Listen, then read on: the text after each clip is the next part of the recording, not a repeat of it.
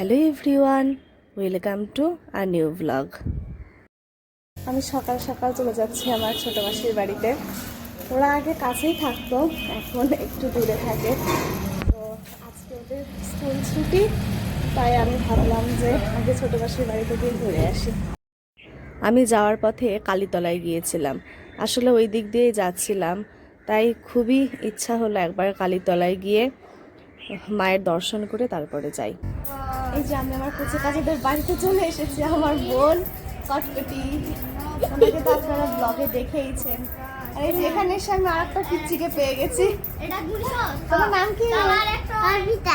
অর্পিতা। এই যে এটা আমার এর বন্ধু। যাই হোক, আমার সময় এখন খুবই আনন্দে কাটবে।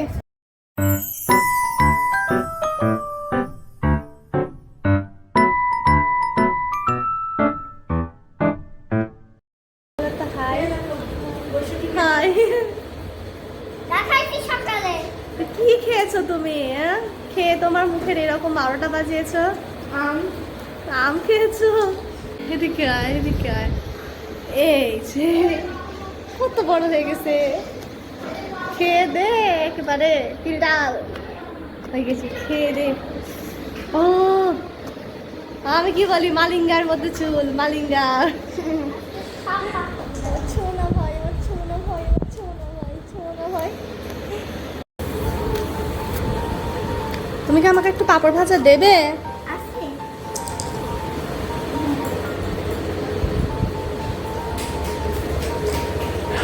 এই ছোটোবেলাগুলো আমি অনেক মিস করি, কারণ আমিও এরকম খেলনা বাটি নিয়ে খেলতাম। আমার বোন আমাকে খেতে দিয়েছে, থ্যাংক ইউ বোনো। এই যে জলও দিয়েছে, খেতেও দিয়েছে।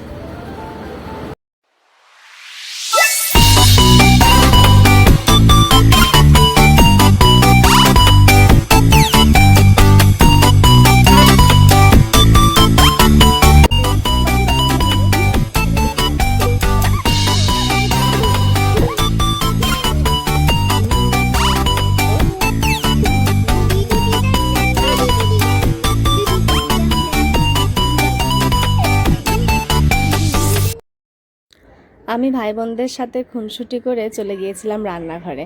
দেখি মাসি আমার পছন্দের পোলাও আর মাংস রান্না করেছে।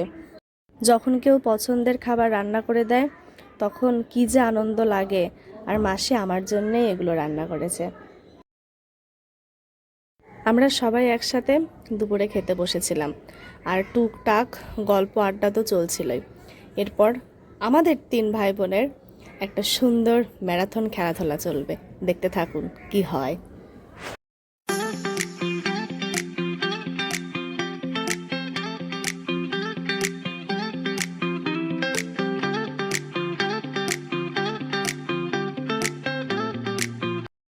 এত মজাদার খাবার খাওয়ার পরে একটু দই মিষ্টি না হলে কি আড্ডা জমে? আজকের ভিডিওটা এই পর্যন্তই। আপনারা ভালো থাকবেন, নতুন আর একটা ব্লগে আপনাদের সাথে দেখা হবে। বাই।